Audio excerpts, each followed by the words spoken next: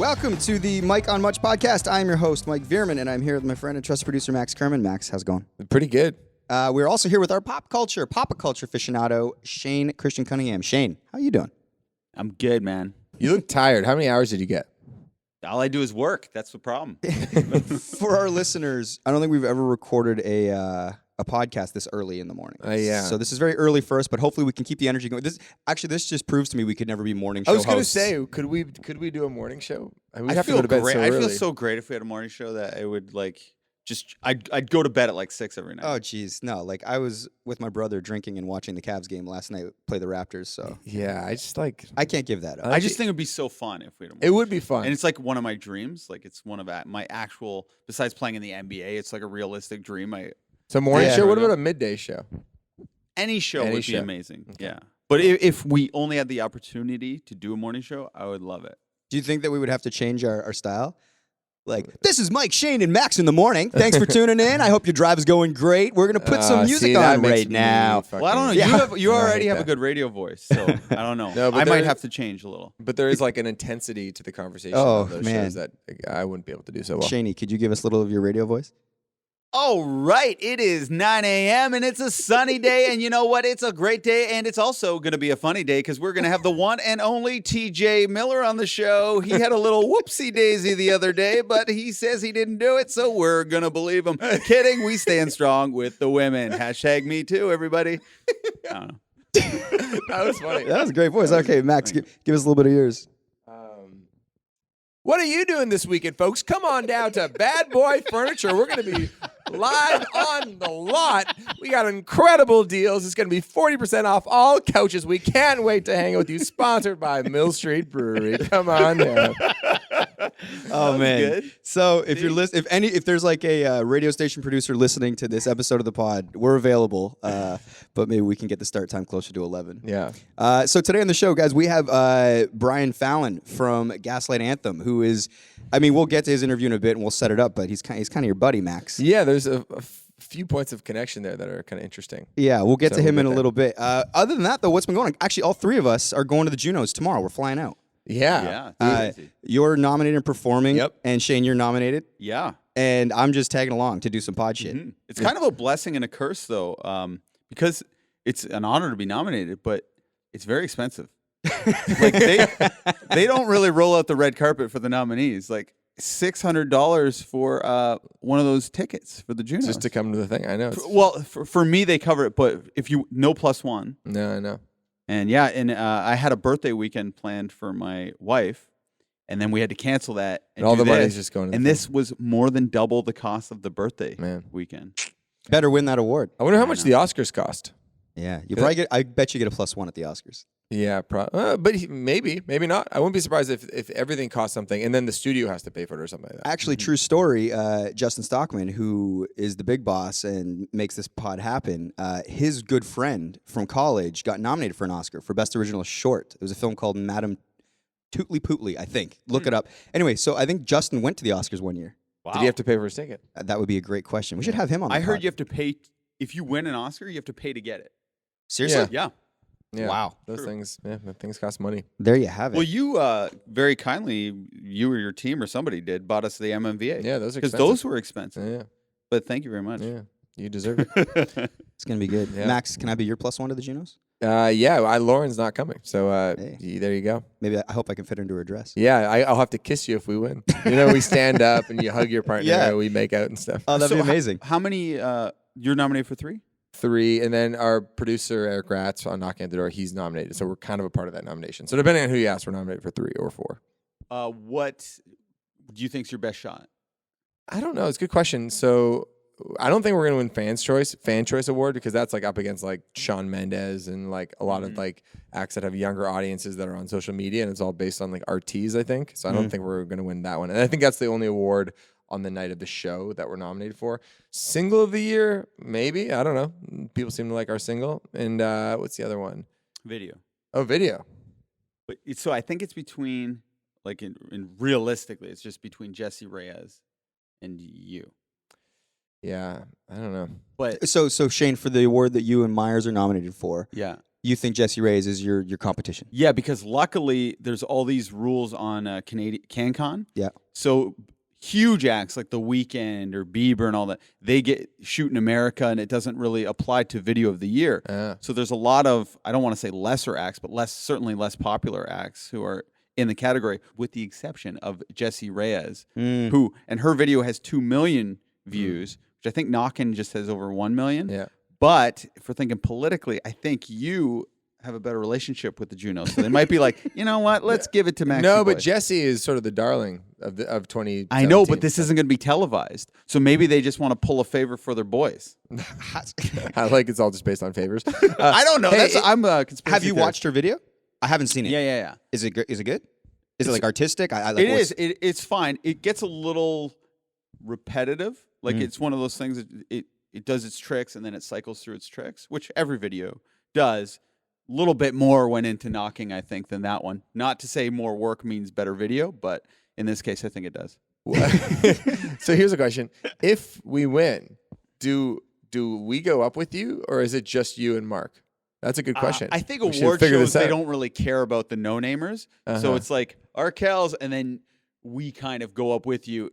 And maybe this year you throw me a bone instead of Mark, because at the MMVAs I didn't really get to say anything. But it's a good question though. What do you think, Mike? Does the band go up and say a thing, or is it all about the directors? Because technically it says like the nomination is like Shane and Mark. Of course. Well, so the awards presented at the gala the night before, so it's not televised.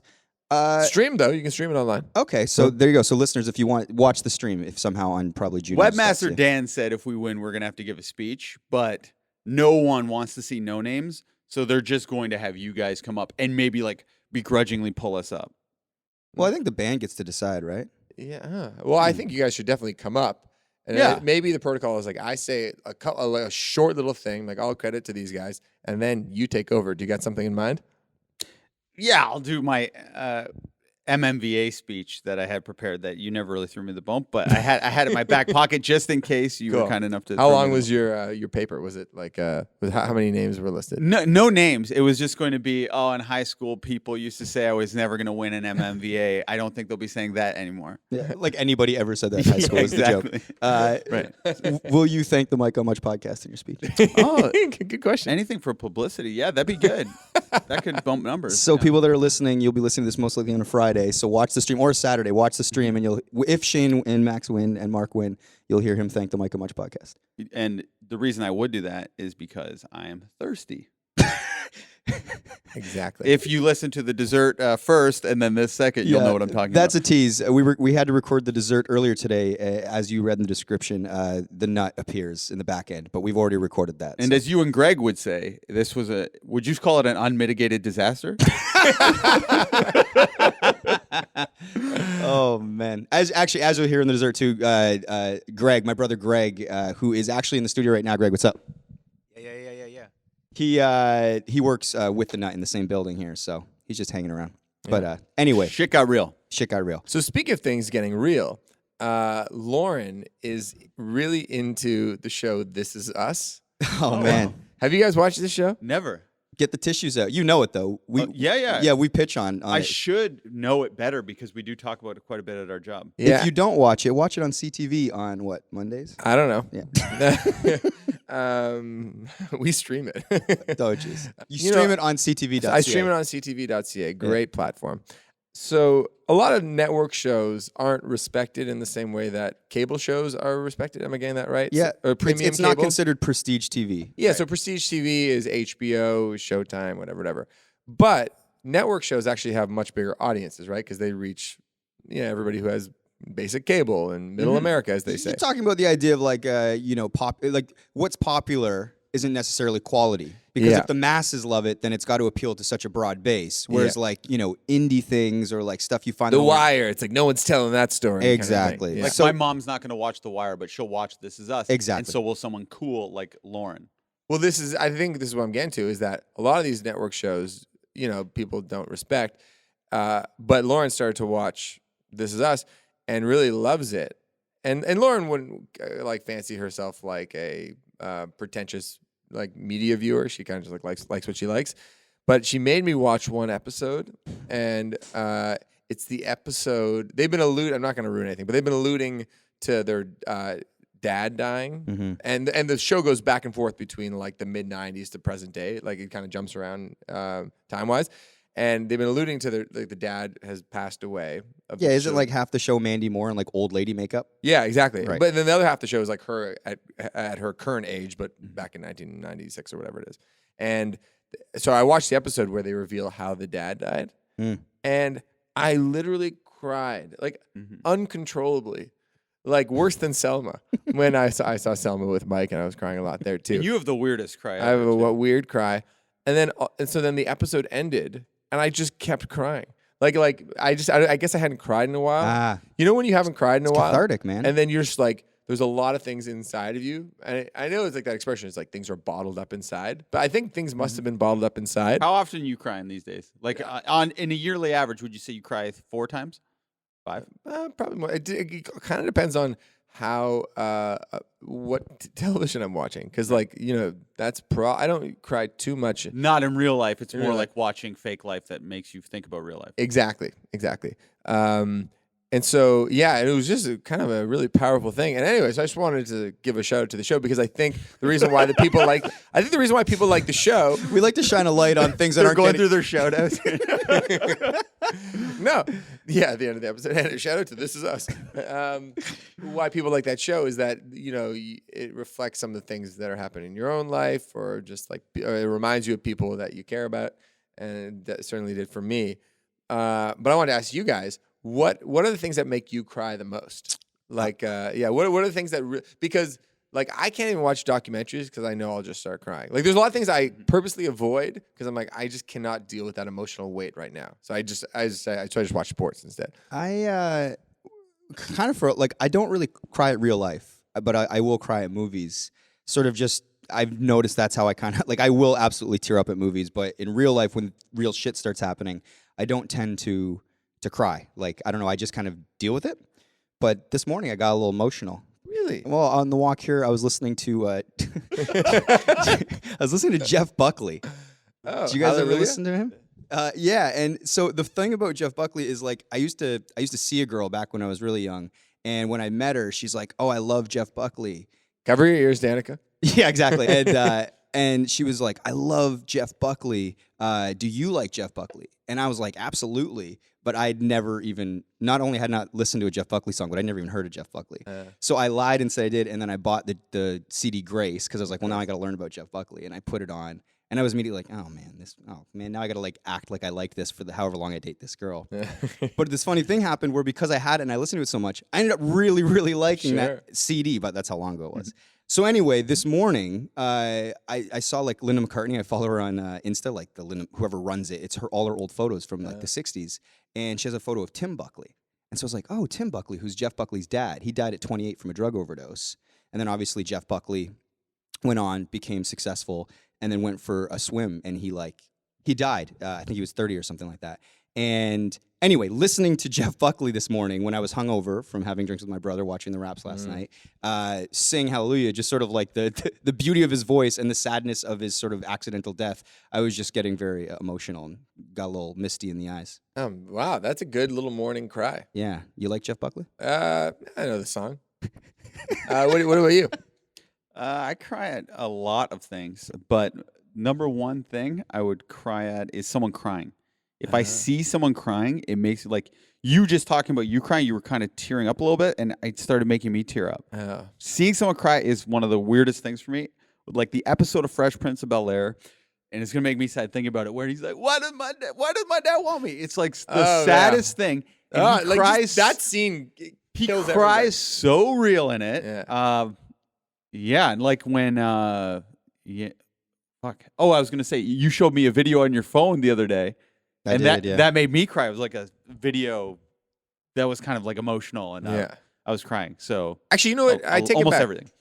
There's two things that actually happened to me sort of recently that where I've been crying more, like not just on a television show. Is Lauren? She's working in a hospital because she's training to be a nurse, and she'll tell me the stories of just what people go through and their general life circumstance. She abides by the nurse code and doesn't say any names or anything. But and then you just put yourself in the shoes of that person, and so you cry for them, but then you also cry for your good fortune, like where you just like life is like so beautiful and so precious that like you're it's like tears of joy, you know, like where you're just like it's a moment of gratitude. And actually, as I've been reading these mindfulness books, I'll cry reading those because you think about, oh yeah, it's like these, like life is beautiful, and you, So I don't know, I crying is good. Well, the lesson there is have a good cry every once in a while because it's cathartic, and I think it could be damaging if you hold it all in too much. Guys, we got to get to Brian Fallon. Let's do it. From Gaslight Anthem. You were laughing, Shane. What were you gonna say? Oh, it was just funny. Talking about crying, having that pause, and then talking about Gaslight. I was trying to figure out how to transition because we're recording in this boardroom. We have to leave it in 2 minutes. My brother over there gave us the wrap it up side, and I'm like, wow, Max is really going deep on the crying. How am I going to segue to fucking Brian Fallon? Well, it's the 59 sound going through your grandfather. Well, I also don't really know Gaslight Anthem's work, so I was just thinking of the funniest band possible for their style of music to be, and their fans listening to like these like emotional losers talking. No. Yeah, well, they're an emotional band. You know? Oh, they are? Okay. Yeah. They're very heartfelt, earnest. And that's why I cried. Yeah. All right, guys. Well, this morning we got Brian Fallon and the Gaslight Anthem coming on. I hope you're ready to hear about some rock.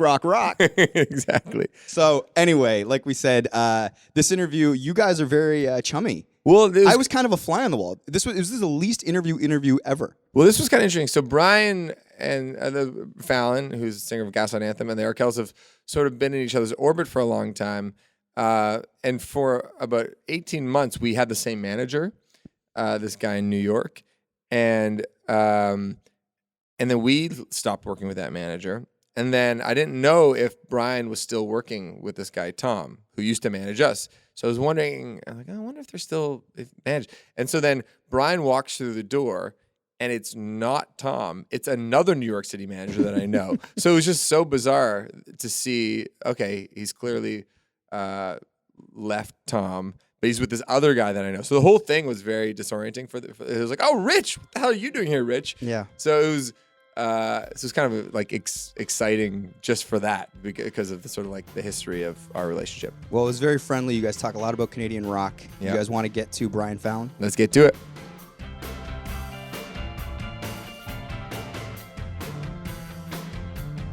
And I think the last time I saw you, Larry, tour manager Larry, was working. Are you still He's working? still there, yeah. Fucking right. Tour manager TM Larry. It was in Europe, right, man? Yeah, it was in Germany. Yeah. Because you're doing, is this an acoustic thing solo tonight at Dakota? Yeah. Oh, nice. What time is We're that, by rolling, the so way? you might as well just talk into it. Yeah, Hey. Hey. Can you hear me? Oh, yeah, big time. Okay, so it's not too late. Maybe I'll be able to come by. It's not too late, yeah. I think it's like I would love to come, actually. Cool. Actually, that's how the guy who owns the place, the guy Sean, got a hold of our first EP in 2008. Yeah. And gave it to Joel Carrier, who ended up working with us first. He's the Dynalone Records guy. Oh, yeah. Yes, I do. Yeah. Yeah, because Joel would hang out there all the time. That's awesome. Yeah, and that's how. Yeah, so it's a cool There was spot. a It's perfect lot for of- like a little acoustic thing. There's a lot of cool records I got, I think, from that camp, that Dynalone thing, which led me to other things that, like other records that I was. There was a while that I was just listening to Canadian bands. I was gonna say one of the questions we had was because you love Matt too, and we I toured love with Matt. We just toured with Matt. Like, Yeah. You're bringing Matt last out month. on the road, right? Yeah. How did that on the happen? Gaslight shows. Well, I've known Matt since, dude, I heard Matt on MTV in like 2005. Wow. Or something like that, and like his first record, and I just thought, I was like, this guy sounds like Tom Petty. I was like, this is great.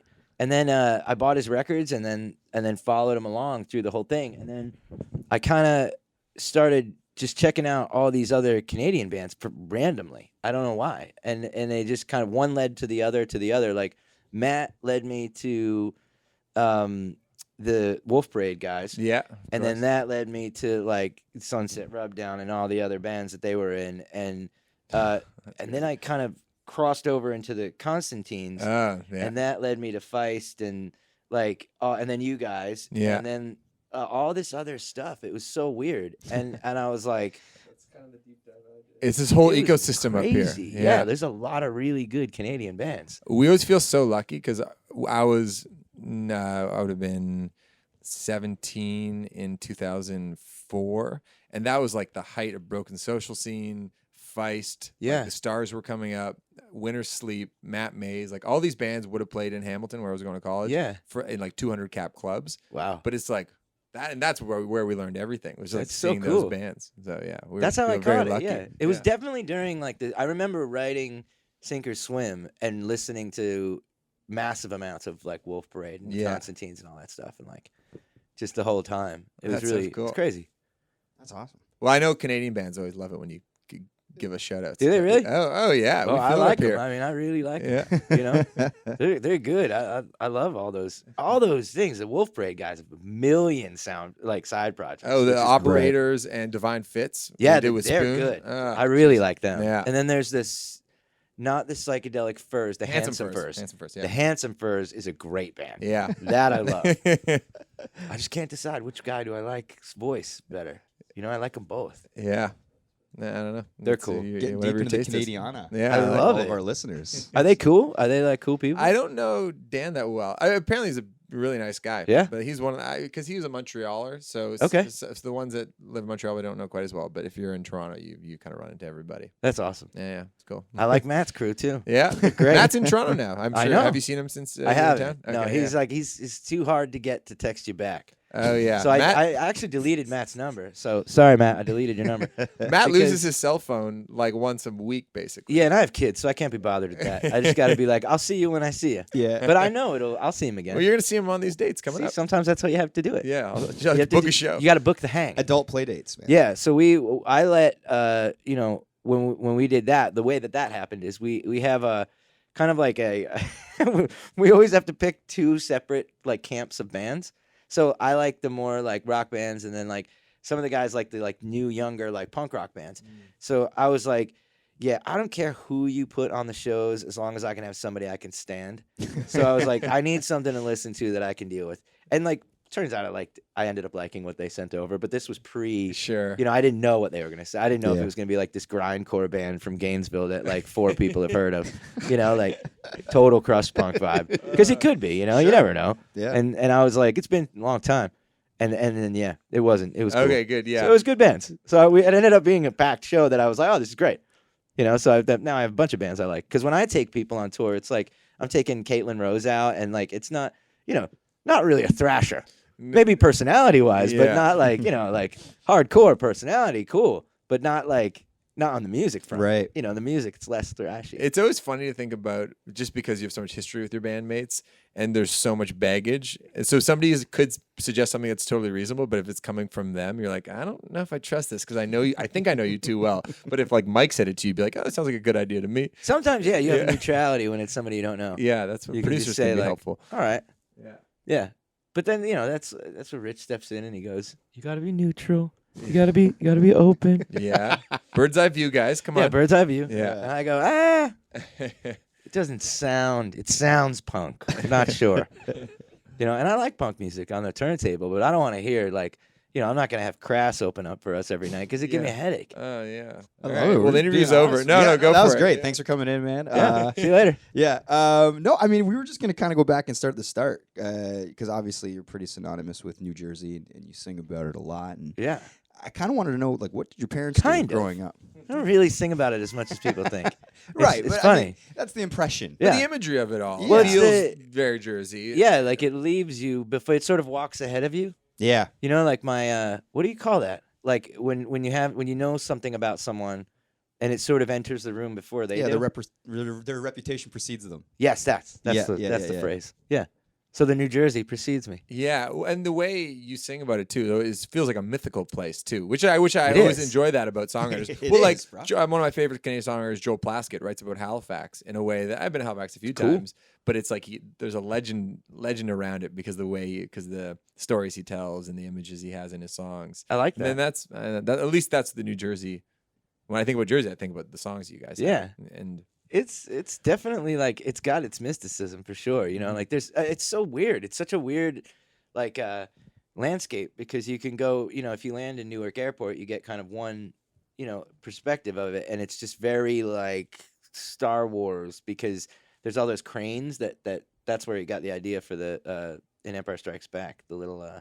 the robots that were stomping around chasing Luke in the beginning. Oh. Yeah, Wow. little fun fact. There's New a Jersey, that. what's up? New Jersey facts. Yeah, but so there's that, and then there's like Hoboken, which is like essentially like New York's little sister, and then there's like, you know, where I live, which is the beach, which is super weird.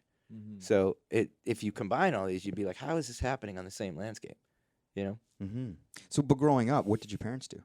They worked, you know, like my mom worked at a hospital doing, she got grants for the hospital. So like when they couldn't afford to like have a cancer wing, Sure. she would go and like get grants funding for for them. that? Yeah. So that's what she's been doing for, 30 years probably. And, my dad just worked at the coffee factory, to tell you the truth, like the Nestle factory that Bruce wrote about all the time. Wow. Yeah, Oh, so it was that one that, like, when he talks about in his book, the Nestle factory, the coffee thing. My dad was working there.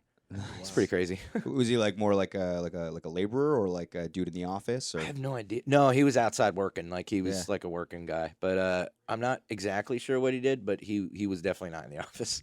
he would come home. He was like smelling like a coffee bean, you know, which was cool. Yeah. Were they like? Are they musical? Like, was music a big part growing up? My mom, yeah, my Yeah. mom is super musical. Yeah, she was big into like she sang at the church all the time. Still kind of does. And so she was big on the hymns and like could play all the guitar.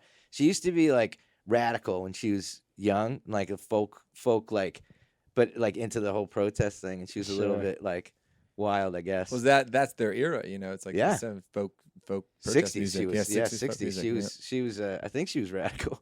You know, that's what the impression I get. But you know, and then she kind of mellowed out as she got older, but the musical thing came from her for sure. My dad's not musical at all.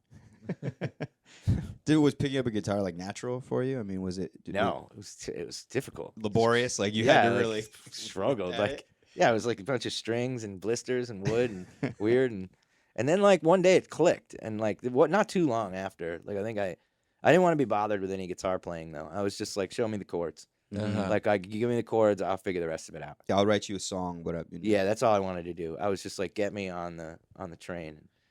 I don't want to learn anything else. Yeah, I don't have much interest in like guitar solos. I like someone else in the band can really Yeah. care about that, but it's like this is just a vessel to tell a story. Yeah. Yeah.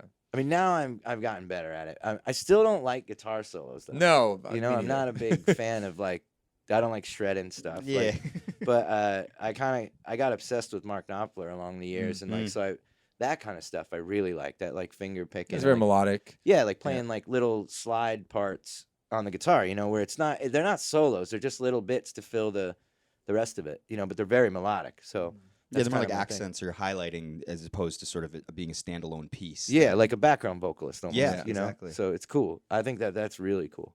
Were you? I mean, with music, did you sort of think, you know, I'm gonna make a career of this, or was it more like I'm just fucking around making music, and if something happens, cool? I think I tried. I think I wanted to make a career out of this. I think I didn't want to do anything else. I was kind of like, you know, dad's job. Oof, I want to do that. You know, and I wasn't interested in absolutely anything. Nothing. Just music. I didn't have any other interest. I wasn't interested in baseball or even going out with my friends. Didn't want to do anything. I was just like, just want to play music.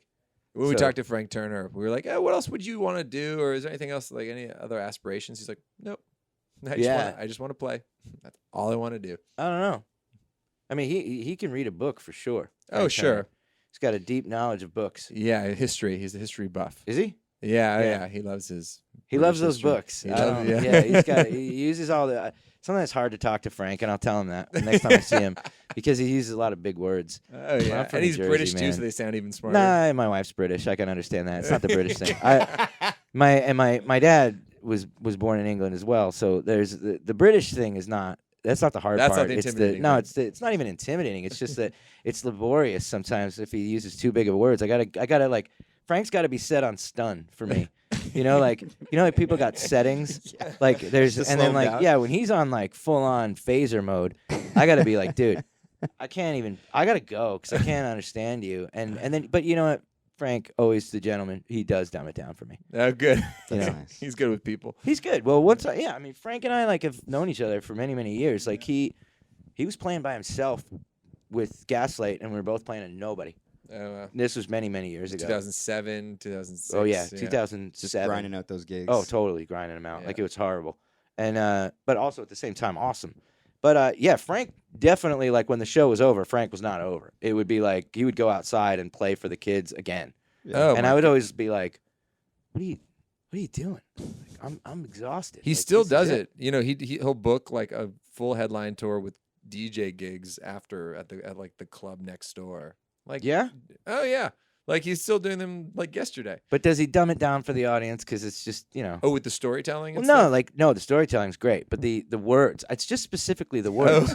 Like, Frank has a bag of words that are just, they're not, I didn't get those words. You know what I mean? In New Jersey's public school system. Right. So I would, They didn't come with your educational package. no. Yeah. I think he got a No. scholarship to like a fancy private school. I think that's part of his story. Frank? So I think that's Frank? where he got. I think he did.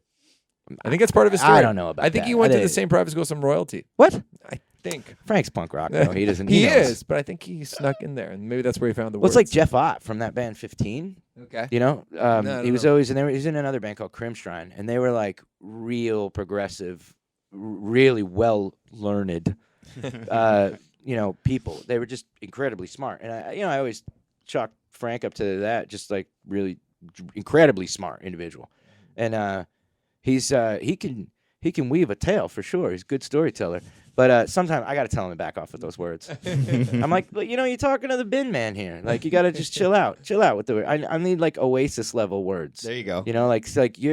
I think Frank's from London. Yeah. I need some Manchester words. Yeah. That's where my dad's from. That's where Bring I it feel. down I here a feel bit. comfortable. Yeah, bring it down a Working little man level. words. Right. I mean, not even working man. I mean, like just like dumber. Yeah. Because like that's what I am. Like much dumber than Frank.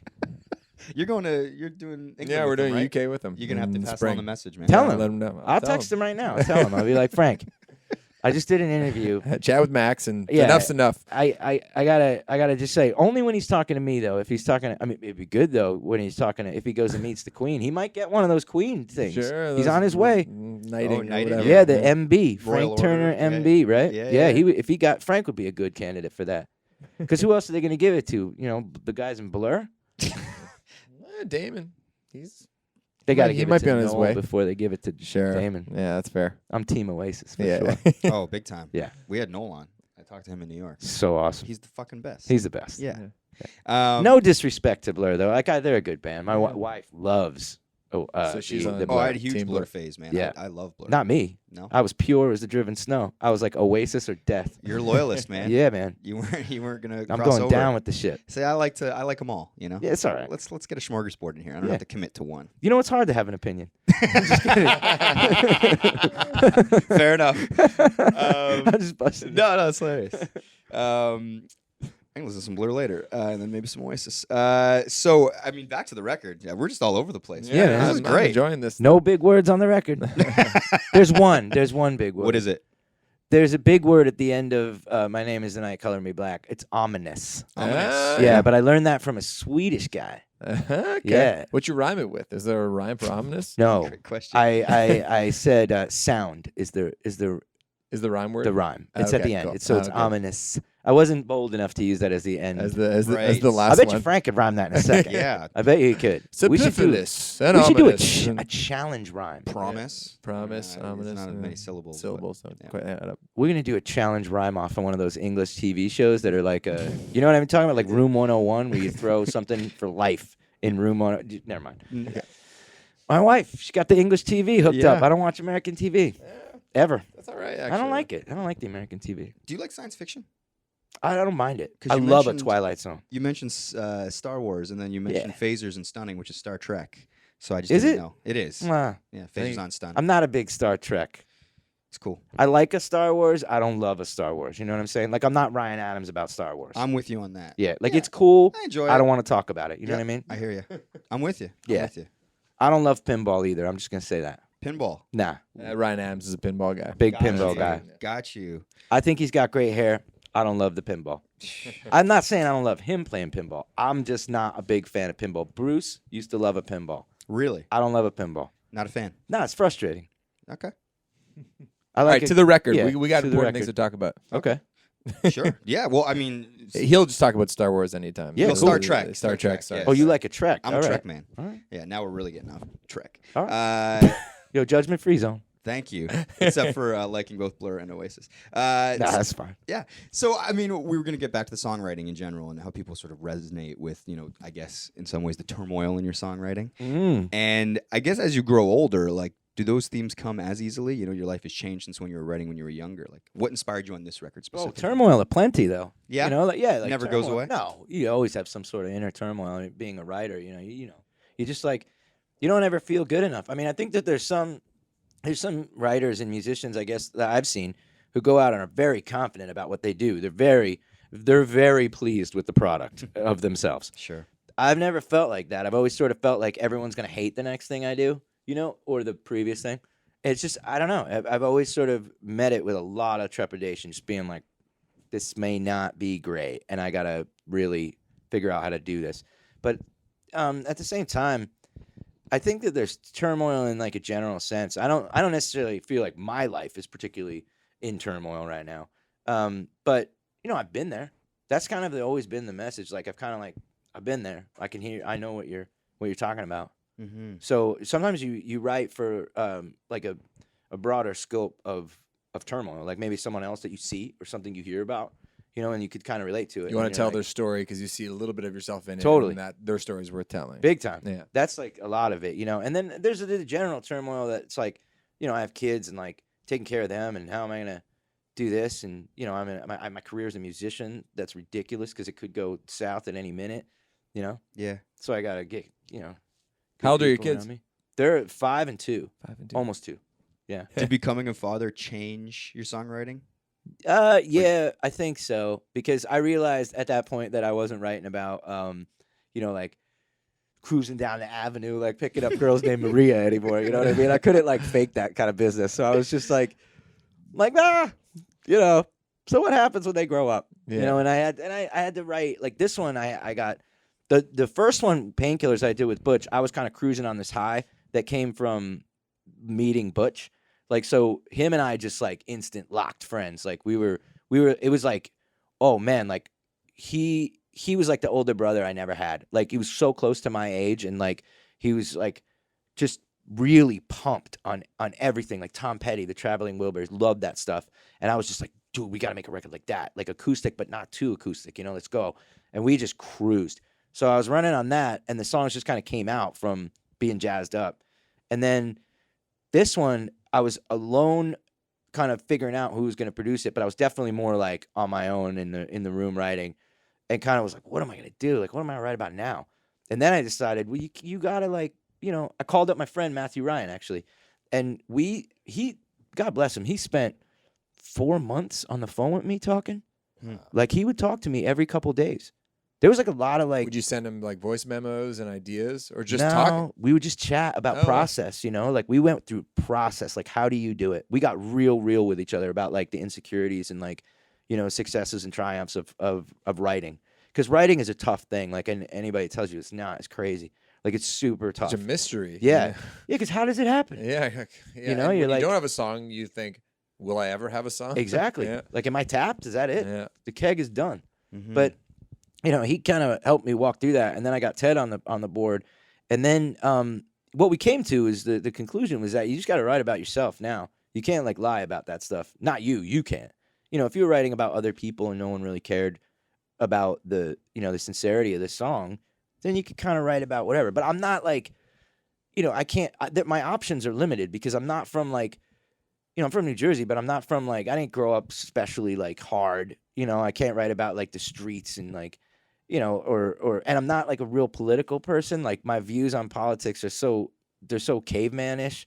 I'm just like, I don't like that. But I can't write a song that's like, I don't like that. And that's it. Mm-hmm. So I don't have enough to say about that. In order to retain your authenticity without like stretching or writing about something like you said you Right. don't necessarily connects with you. I don't understand it. And it doesn't connect with my heart. So I would have to make it up, and that's not a good way to do it. So I've got what I do. And like, I think once I settled down on this one and was like, kind of like, I do this thing. And if you think this thing is stupid, then you're going to think everything I do is stupid. And that's got to be cool with me. So like, instead of being like, oh, what's so-and-so going to say about me, in their review? Cause some people, certain like outlets and stuff, they write about kind of cool music. And I'm not saying that sarcastically. I mean it. Like, there's cool music. There's cool music, and then there's what I do. And, like, I don't find myself to be, like, overtly cool. I just think that what I do is sincere, which sometimes that can be made fun of, especially in this day and age. Yeah, like an earnesty. Yeah, there's like or it's, passion. yeah, It's not cool, but it's earnest. but it's what I do. Yeah, that's like, what and, it is. and if you don't like it, that's cool. But like, change the station then.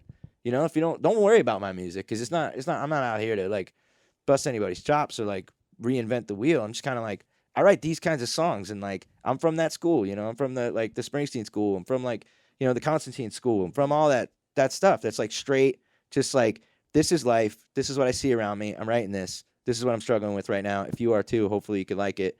That's it. Yeah. Well, we read the Independent piece, the piece in the Independent. Oh, the that new you one, did. Yeah. And you reflect sort of on the last Gaslight Anthem record. Yeah.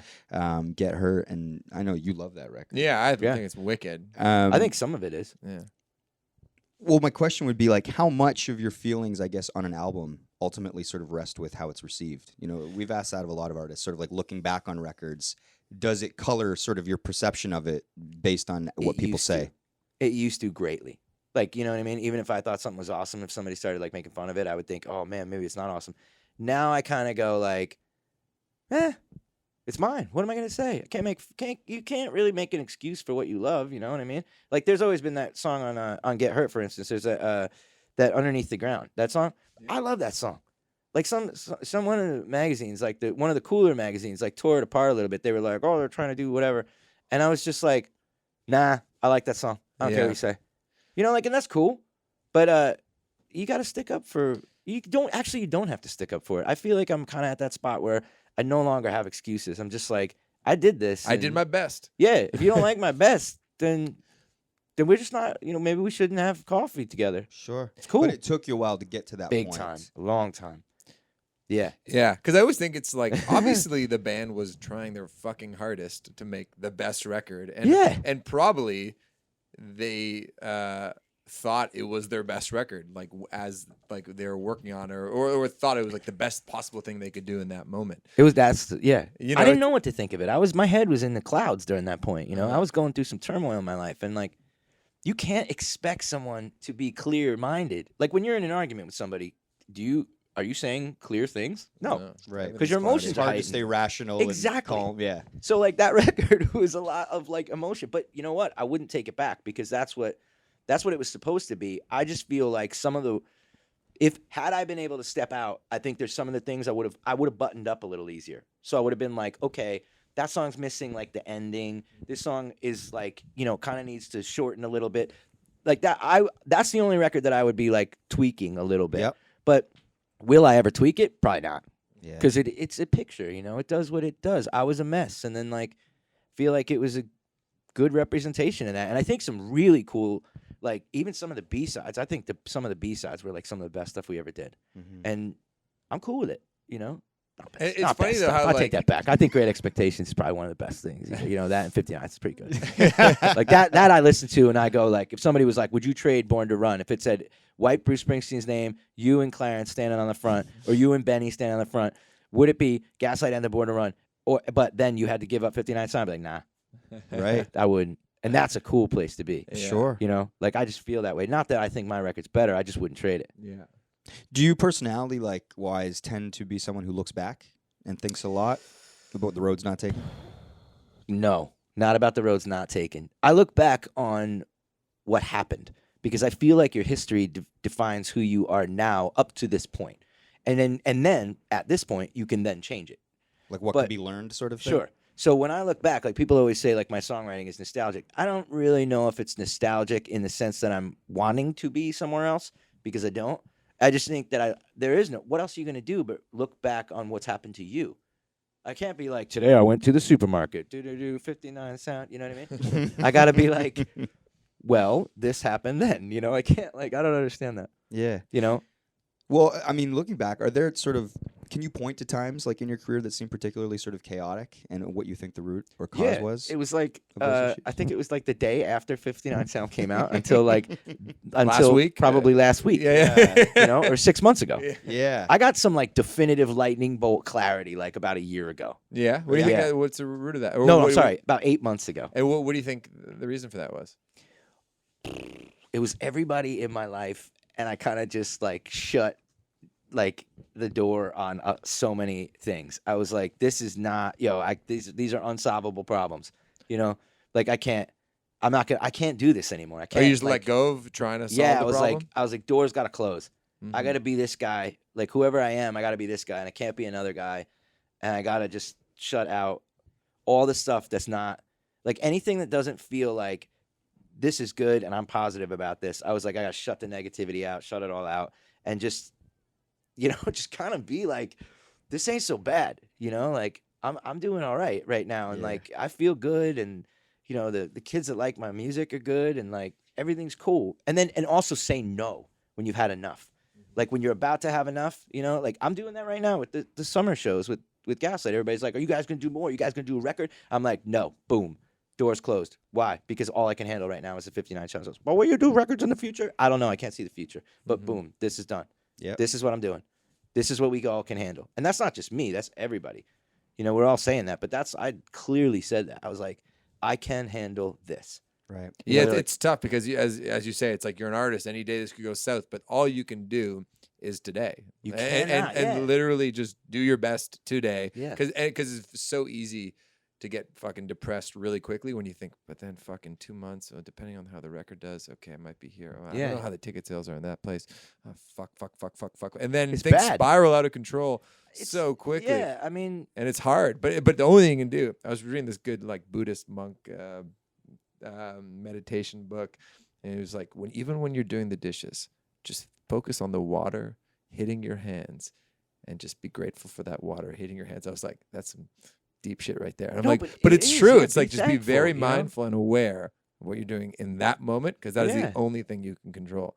And anytime I get stressed out, I always try to think like, all right, just right now is the only thing that is actually reality. Yeah. Because everything else is not reality. It's either the past or it's some story you're telling yourself about the future. Well, that's true, because it is a story. It's just a story. You can choose to tell yourself whatever story you want about what next week might look like. It's so weird. Oh, man. That stuff is like, I mean, and you know what to think? Like, I was 6 years old, and I probably heard that in Bible school. You know what I mean? Like, when I was, like, doing that, they're like, that whole, like, let tomorrow worry about tomorrow, that like whole thing, and I was just like, yeah, whatever. And then now I'm like 38. I'm like, oh, that's pretty good. Yeah, they're subscribing to that philosophy. Yeah. Just show me that again. All the great guiding books basically say the same thing. They're very similar. They're very similar. Whether it's funny. Like, people have to learn on their own, man. Yeah. You can't tell people. It's like you just have to go through it. Yeah, of course. I mean, I think that's the key to all of it. You cannot force someone to get what you're saying. You have to wait for them to either get it or not get it. Absolutely. And then same for yourself. I'd read in an interview you mentioned that anyone that has like a top 20 album on Billboard should be given like a book immediately. Like, this is what you're going to have to do. Oh, the how-to. I after 100% success. believe the that. Stephen Hayden interview, which is sweet. Yeah. So my question would be then, what advice would you give yourself then as things were exploding from your point of view now? I would definitely say no to the things that you can't handle, that are going to wind you up. Because you're not your best when you're wound up, Like if you got a show and they're like, well, you got to do one more week of the tour, but you're burned already. Don't do that, because the kids are going to be bummed, because you're playing bad. You're not playing well. You're going through the motions. You're going through the motions, or you're just too tired. Even if you're not going through the motions, you're just so tired of the thing. And also, like, take a minute to just like, when you're standing out there and you're playing like those festivals, like the festivals we were at last year. Yeah. Just take a second to be like, I'm from Toronto. Yeah. I'm from New Jersey. And I'm standing in somewhere Germany. Yeah. And there's a billion kids Yeah. watching my stupid band play songs. That's my job. Yeah. What? I know. And if you said that to those kids on the stage, they would be like so happy if you just said that. Yeah, you don't have to like win them over. It's like, I used to think that everything was like a competition, because as soon as we got big, the second we got big, everybody was like, they're the next Bruce Springsteen. And I was like, oh, that's a lot to live up to. Like, what if somebody was like, dude, you're the next Bob Dylan? Yeah. You can't live up to that. But That's then not even real. You don't have to live up to it. Yeah. Because that's what they said. That's what they like. Don't put that on my house, Ricky Bobby. You don't have to be like that. Don't put that evil on me, Ricky. You know what I'm saying? You don't have to be like that. You could just chill, and you could be like, nah. And I mean, in the sense of, you also can find like a peace with that. Like eventually, like once like people said that, like, oh, you're gonna be the next Bruce Springsteen. Like, I love Bruce Springsteen, and when I sit down and like fortunately I can sit down with him and talk and have pizza with him. Like that's so amazing. But not all the time, but I do from time to time. And like I can think and go, well, if they mean like sincere songwriter who like cares about his audience and the people around him from his community and the outside world and doesn't just want to do this to get rich, then yeah, I am the next Bruce Springsteen. But if you're talking about like, can I write Dancing in the Dark? Probably not. I can't write a million-selling song, but that's cool with me. Yeah. You're not existing in the time and place that he existed in. Right. It's like you to compare yourself. That's another thing I've tried to stop doing. It's like, oh, but by the time I got that, my favorite band was on their third record, and Dude, I do that all the we only time. did this. Oh shit! Oh, so and so wrote that song. Oh fuck. Okay, Ages too. People Yeah. are always Ages looking and at songs. age. I do that When did all they the accomplish time. that? Yeah, Ages. if you're using it as like a motivating force, that's Yeah. great because you I saw that in the interview where Right like, on. oh, I'm excited because Tom Petty didn't write Wildflowers until he was 40 something or whatever. Yeah. That's cool. But if it bums you out, Then it's not good. then it's Yeah. not good. Then you got to find it's just distracting. I agree. Because you could be spending your time doing shit that's not just bumming yourself out. It's true. I call it looking over fences. Yeah. Don't look over the Look fence. over Yeah. there. It's not worth it. Just worry about your own fence. Don't look over. Your own Yeah, because you garden. never know. And then you'll be like, well, Johnny has a Porsche. Why don't I have a Oh Porsche? man. Well, it's human nature though, right? Yeah. To look. But Yeah. it's like if you can have the discipline to sort of not look. do it, you'll live a happier life. Yeah, I don't even like Porsche. And I think it's Porsche. Is it? Yeah. Yeah. It's so hard to say. Porsche. Porsche. Yeah. Porsche. Bet you Frank Turner could say it. I don't think so. No. No, I think I might got him on that. Yeah. Well, I guess lastly, as we wrap up, I mean, we could do this all afternoon. Shit. He wrote a book. Frank wrote a book. He did. He came on this pod to promote it. That's awesome. Yeah. But a book. I know. That's You're a whole published other author. exercise. Yeah. Writing a song is one thing. Writing a book, I can start. Can't even string like a paragraph together. It's just like Frank might be mad at me though right now. Why? Well, because I said to him one time, I saw him like recently, and I was on the Painkillers tour. It was like I guess a year and a half ago, and I was like, "Yo, Frank, let me open up one of them cool shows in London you're doing." And he was like, "All right."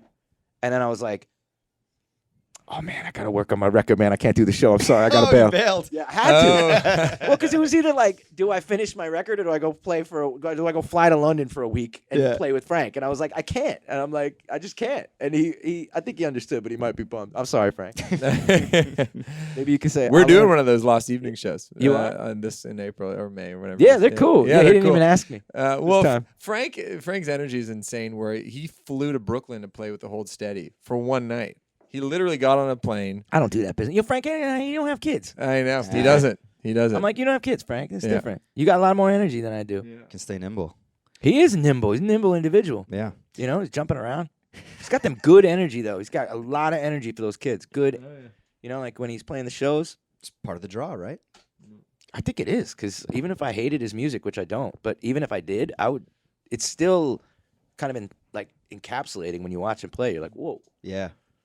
He's a force, a little bit of Oh, a yeah. force. You know what I mean? Like it's like he Yeah. grabs you in. Hey, he's so, I mean, you have it too, but it's like the showman, like classic showman, like kind of bits. Not a lot of bands have bits, but you have bits. The way you can talk to the audience in sort of. Nah, that's off the cuff. That's like a little. Oh, really? That goes bad. Okay. Oh, really? Yeah, like you maybe saw the good one. But there's like. That is bad news. Oh, sometimes. really? Yeah, Oh, 'cause when it's just- I've I'm seen just it a couple talking. times. I thought it was just like a thing that would happen every night. I just chat. Okay. I Cool. like chatting. Right. You know. Do you ever like when you're up there and you're sort of doing the between song chatting? Are you ever like while you're in it being like, "Fuck, I've gone very long here. Oh, yeah. How do I get out of this?" Sometimes I send the band off. Seriously? Yeah, go ahead, get a beer. I'll be back. Just come back. I'll be done. I'll be done by the time you finish that. Yeah. I don't know. Some people hate it too. Oh, They're yeah. like, we came here to watch you play songs. I'm Play like, songs. actually, you came here to see whatever it was I was gonna do. I didn't promise you anything. Yeah. Yeah. So I'm like, My if name's on the bill. yeah, I'm here. my name's on the ticket, and I'm here, and it's not your show. I'll see you later. You're done. Well, I wanted to finish with sort of a pop culture question because Yeah. you had a funny tweet the other day. Someone, I guess, accused you of trying to be Bryan Adams. Oh, I love a Bryan Adams. You've also referenced Harry Styles and stuff like that. Yeah. So the question would be like, I guess, as you grow older and the culture changes, do you find yourself sort of more open to different music than your old go-tos? I mean, when I was like an angry punk, I probably wasn't into anything that wasn't angry punk. Sure. You know, I was just like Celine Dion, Bikini Kill. You know, like I was into like that stuff, and I wasn't into anything that was new or poppy. And now I just like it's a pretty good song. What's that on the radio? You know, and it was like, it happened to be Harry Styles. And I was like, okay, that's good. You know, I like it. Oh, the Harry Styles record's got some tunes on it. Yeah. Caroline? I'm glad he's playing guitar, Yeah, I know. you know, because then kids will see him playing guitar. Yeah. You See know? a pop star with an instrument. Right. Yeah. Which is cool. Yeah, You know, I for mean, I don't sure. care if they don't have an instrument, but it's like, it's just good. It's good for the whole, you know, the guitar player people. You know, it's like good for them because he's a popular guy. But pop music is cool. You know, like I posted something stupid about that Man in the Woods thing, like like an outtake picture, but it was of me with like some pink lights, and I said it was an outtake of the JT cover shoot. But it, you know, I didn't really have anything to do with the record, but you know, it was just something to do because I love pop culture. You know, people really beat him up about that Super Bowl thing. I think They that did. I thought it was a good Come on, performance. What do man, you like- think of it? you know, I mean, it was fine. What do you want from him? Sure. You know, like he was doing his thing. I don't know what else he could have done other than like bring up some other massive celebrity or fly in from the rooftop or something. I think he did all right. Like, I mean, come on. I You mean, know? I was just thinking about the amount of preparation that would go into that thing, and that's a whole other kind of medium, like pop music versus rock and roll. There's a lot of work going into that thing. Definitely, yeah. It's like the guy can dance and like I don't know. Maybe only he should've thing I picked would- up a guitar. Yeah. The only He can thing do I that would too. say about JT though is like, why don't you pick like a more upbeat Prince song? Like, throw out the Little Red Corvette. You know what I'm saying? Like, that's the jam. Get people clapping. Whoop whoop. Yeah. You know, like he's like depressing. Made it and then- somber. Yeah. And he didn't do the Trolls song. He did. No, he did at the very Oh, he end. did. very He did. end, Oh, he okay. finished I with thought, that. I thought he didn't. I didn't see that. So I was like, why are you not doing your hit? Yeah, he did mirrors. You into gotta that do your one. jam. Yeah. Play the hits. Yeah. Yeah. Big time play the hits. I mean, if you're a hit maker, And you play play the Super hits. Bowl. Yeah. No B-sides, not Pearl Jam. Get out of here. I want to see the hits. But they didn't give Pink a chance. I thought, why not? See, she would have swooped in from the rooftop because she can do that. Gaga did that, right? Didn't she? Yeah, actually Gaga float did in? that. She did? Yeah. She Dude, did. Pink's got the hits, though. Oh my Yeah. god, her new record And a is great, voice, actually. man. JT's got the hits, too. Yeah. They all got hits. They did. Yeah. It's fine. That's why they're pop stars. I like it. Yep. Gotta have pop stars. Yeah, it's true. Well, thanks so much for your time, man. Yeah, Really man. No appreciate problem. it. It was Cool. awesome. Yeah, it's great. That was like the least interview ever. Hey, it was man. just a hang. That's what It was made it great. memorable.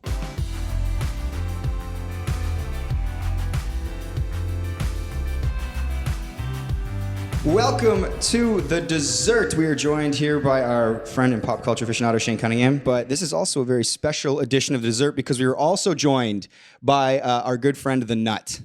Yeah. Hey. Hi, Shane. Whoa. So just for some background, the last couple episodes, we've been talking about The Nut. You know, you went to Korea. Shane actually has a new track out called The Nutcracker that is making lots of waves. So we thought it only... Is it? Is it I don't making know. lots of waves? I don't think you can download it. It's only been out for 48 hours. Give It's it on Hype Beast already, Oh, man. huge. But we thought it only fair that, in sort of the tradition of honor that you could come on and have a voice so it's not a one-way conversation. Oh, I appreciate that. Thought it was only fair. No, what happened was I sent like 38,000 text messages to you guys to be like, yo, what the fuck are you guys talking about? So thanks for having me on. I appreciate it. But yeah, no, it's been a rough couple of weeks. I wish there was like a stream that people could see what I'm looking at right now because it's me across the table of the three of you looking all sheepish. This is your office, though. I mean, we're at your home court advantage Home here. court advantage. That's Yeah. right. We've come to you. That's right. I'm like DeMar right now, and Shane is like, I don't know, who's a terrible basketball player. No, thanks for having me on. It's been you guys have had some real great quality content the last couple of weeks. It's been a joy What's to up listen with to. your hair right now? I'm Why doing is a new it- hair Why does thing. it look like that? What's wrong with this? Like, Oh, I don't know. Isn't that weird? Is that normal? I think it's a little more wet than it is. It looks almost like you straightened it a little bit. no, I'm It using a looks new. so different. I am using a new hair I'm product. not saying bad. It's just like throwing me off a little. Okay. Sorry, continue. Yeah. That wasn't an insult. Yeah. No, I'm quite happy with. And my you hair. look very skinny. I noticed when you walked up. Thank you very I much. was actually planning on bringing, and I'm kicking myself, a scale Mm-hmm. today because I wanted to. To see who is heavier. Because I was saying, I messaged you when you did a Instagram story about how you had lost 42 pounds. 35 pounds. Oh, I thought you started at 210 and now you're 178. No, I was like 220 something, and then when I weighed myself at the gym that one time, it was like 180, whatever the fuck it said. Oh, it said 178. Okay. And that's why I was questioning. You guys are both insane. Well, that's why I was questioning whether you altered the 178. scale. So I wanted to bring in the scale Yeah. Yeah, Just no, to show- I did alter the scale. Yeah. I took my wrenches to the gym. Okay. Also, didn't you say that when you have nothing, you go to the weight loss stuff? So we're off to not a great start here. For the dessert, And right? we have nothing. Again, this Yeah. is a Max produced dessert, so Okay. I don't know what's happening here. Yeah. Keep me out of this. But carry on. Oh, Sorry, you're continue. you're not being kept out of this at all. Okay, Not- fair not- enough. no. I mean, my complaint was the last couple of weeks is there was the one episode where like Max was mad that I had also asked for an iPad, or I was like undeserving of an iPad. I didn't say you're undeserving. And then wow, Australian Greg, get Australian in here. Greg. Just Get in here. Greg, say something. What's up, everybody? This is Greggy in the house. Is that Australian Greg? It's new Australian. Give us some Australian, Greg. Go for the listeners. Tell what So it is. for the listeners, my brother Greg Veerman, what's up, Greg? Hello. He works in the same building as the Nut, and I guess he heard we were recording here. So he just walked into the office. Have a seat, Greg. Sit down, hang out. Is the Nuts hair different right now? Got a certain wave to it. Yeah. All right, continue on. So I like it.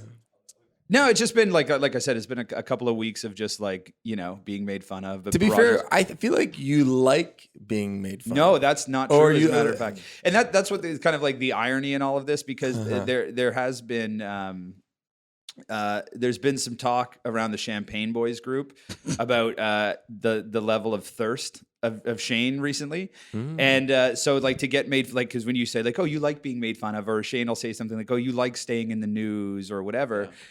No, I don't agree with that Okay, whatsoever. I'm fine with people. I don't use the term thirsty ever, but I'm fine with people thinking I'm thirsty. I work in media. I'm on a podcast where I'm one of the people. I try to do skits where I'm the star of it.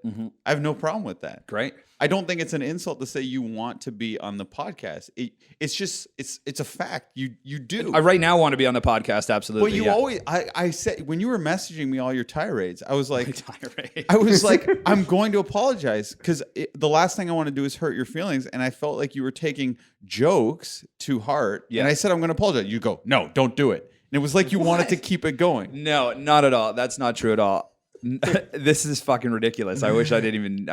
I don't even know why I. We normally decided have to these engage in conversations at like 1 a.m. too on like a weekend. So the fact that it's early in the day. No, because you know what's happened is like what stemmed all of this is like I started getting text messages from like people in the industry being like, "Yo, Birchall, Damar's like, what's going on, man? no, they're killing you on the pod, man. Masai is talking. No, but literally, like somebody from I won't say their company name, but I sent it to the group, and I was like, "What the fuck?" Like, and then even last night, I ran into somebody at the Pink show, and no, bleep her name, please, but.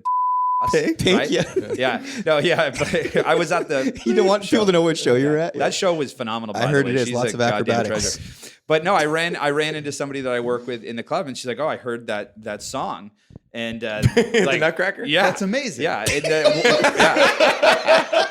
One of Was four, it playing? Yeah, Pink covered I was it. just dancing to that song. If Pink covered it, it blew up. No, but and it's just like, okay, so I just.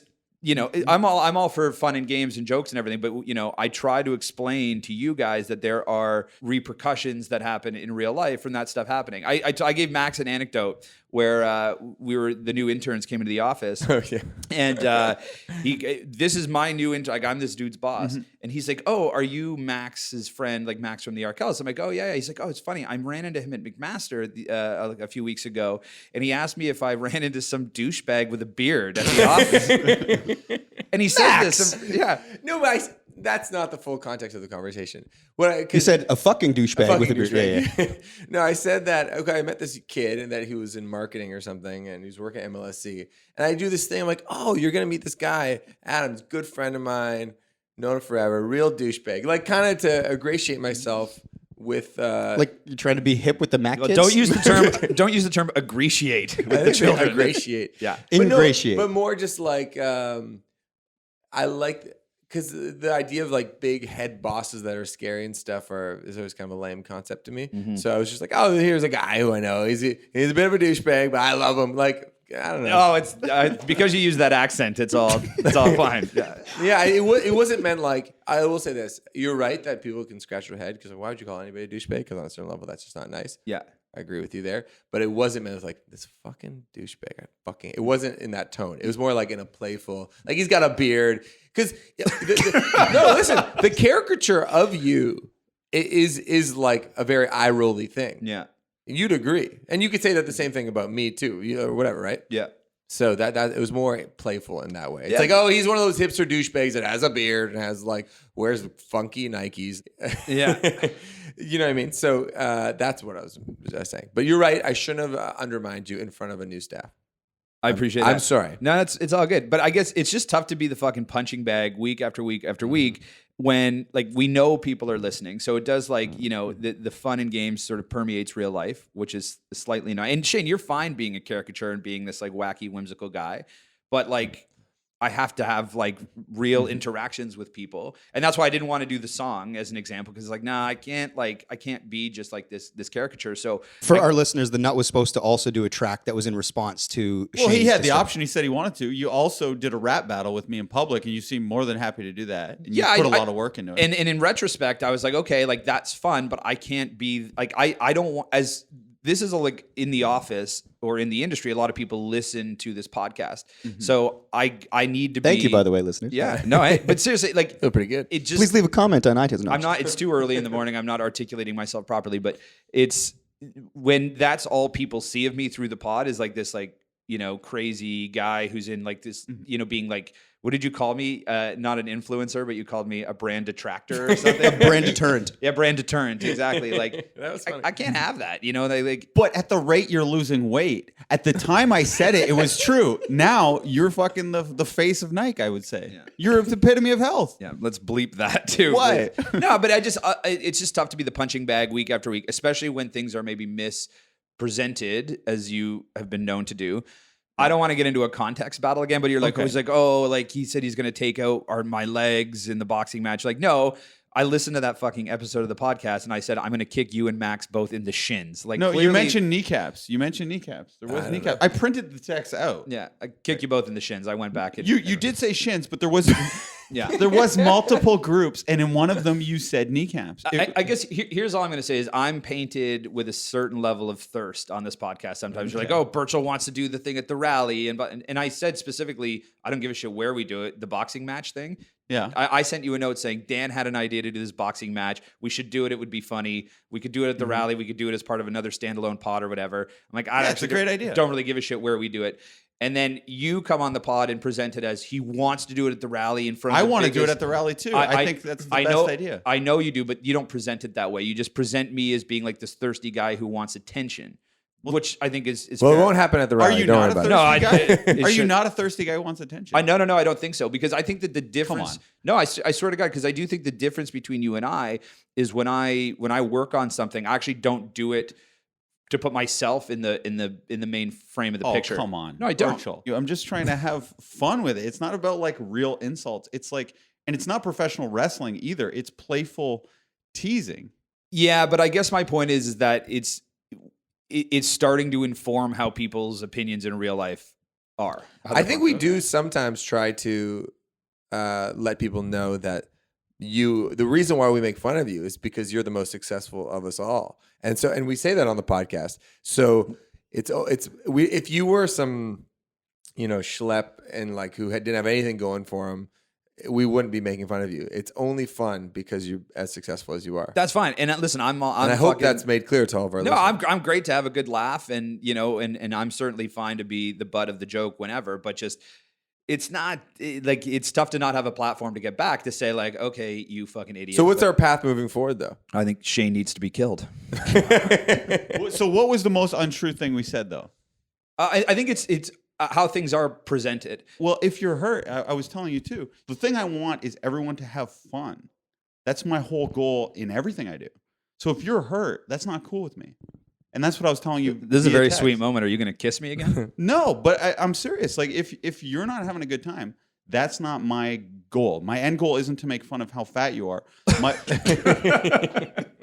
It's not though. It's just to me it's just fun and funny if you can take it. And I thought you can. And you're such a harsh personality and so cutting and so biting towards me and everyone else, especially if you've had more than half a sip of alcohol, that I thought you'd be able to take some of this. And it changes with the win. Some days you can and some days you can't. Some days you want the rap battle, some days you're embarrassed and it's ruining your career. And I am wondering, what did the person say about the rap song? Did they, did they like it, or It was just like, oh, that was something. like what? It wasn't good. The production value or the didn't- lyrical I just content? said, I haven't listened to it, and I don't really. You haven't listened to it? I swear to God, I haven't listened to it. Why? Because you couldn't figure out how to download But it? it didn't work. I did Yeah. try to use it. I tried to listen to it, and I was like, I don't really give a fuck with this thing. So- Because there are new lyrics, and it's better production value. I'm sure you have heard it. and I think you're lying. swear, I Okay. swear on Mike Okay. that I have not. I don't know why that's of any value, but I swear on Mike that I get hit by a car when I leave It's- here. I'm not bothered by it. Like I said, like I'm like happy to have fun in games, or whatever. But it's like I listen to this thing and fucking roll my eyes every week, and it's just nice to come back and say, oh, the way that Shane is telling the stories aren't exactly accurate. 30% of it is true. 70% of it is Embellishment. yes, for the sake of comedy, or for the sake of you just Shane being insane. Yeah, and I would say 80% to 90% is true. here's the next debate. And 100% of it is under the prism of we're playfully teasing about the truth. skewed prism. Yeah, we tease Max, we tease Mike, I tease myself. Yeah, just don't believe everything that you hear. That's the message. Hey, I would- that's fair. That's a fair message. Yeah, that's what I would take away from this is don't believe everything that you hear. Okay. Great, and go download the Nutcracker if you can figure out how to get the fucking thing to work. We're going to put it on Apple Music. I was talking to San Sebastian former manager yesterday, Mark DiPietro. Oh yeah, I ran into him. the He's other a day, big too. fan of yours Yes, also. he is. And he's going to help me monetize it in like this crazy way. We had like an hour meeting yesterday about it. And If anyone has been able to crack the music business wide open, it's Mark DiPietro. So you're in good hands. is that a playful tease or is that serious? No, he's been very successful. I could read you a message he sent me about his net worth yesterday, but I'll spare him the humble brag embellishment. We can beep it. What is the net worth? No, I'll tell you off the thing. It's Under $1 million? Off mic. Off mic. You won't even say if it's under $1 million. We're not even leave this shit in. So it doesn't Why matter. not? You think so? Why? What's wrong? Max with is not happy with how this segment went. No, I think it was great. It got way too serious. No, I like it. I think we should open the show with like, my message for you is don't believe everything you hear. Yeah. I got my headphones. Yeah. it? Well, as everyone could see, when I did get very real, and all jokes aside, it's not as entertaining to listen to. And that's why I don't try to do that often. That's fair. This was not entertaining to No. listen to. I think And I'll again, this agree is with that. another dessert where you guys produced it, and like, Yeah. this is what happened. To be fair, you did lead with the weight loss stuff. So what would you say to our listeners? Because like you said, people that you know in this industry listen to this podcast. What would you say to them? I'm trying to, as I've always said, better the group. And we've made jokes earlier about like, I want us to get $1 million. But like, my goal is to, whether like the pod, I've gone like, you know, like I work for free for everybody because I think it's going to be better for all of us in the long run. So then when I get fucking hammered for that, and then I see you like on morning shows and doing diss tracks and, you know, late night cable shows, like where you put yourself in the forefront, I'm like, well, that's fucking rich. Because I'm in the background getting like nothing but the betterment of our friends, because I think overall it'll be good for the group. I see you in a little bit of a different light where it's like, you know, it's like Shane in the forefront, and I support all of your projects, and I think that, you know, what you have on the go is great.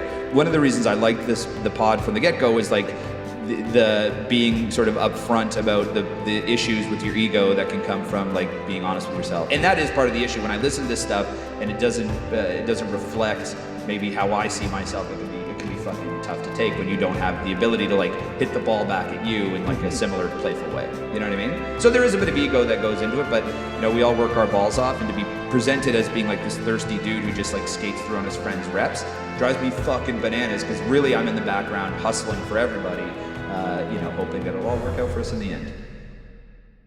Right, yeah. All right, we gotta go.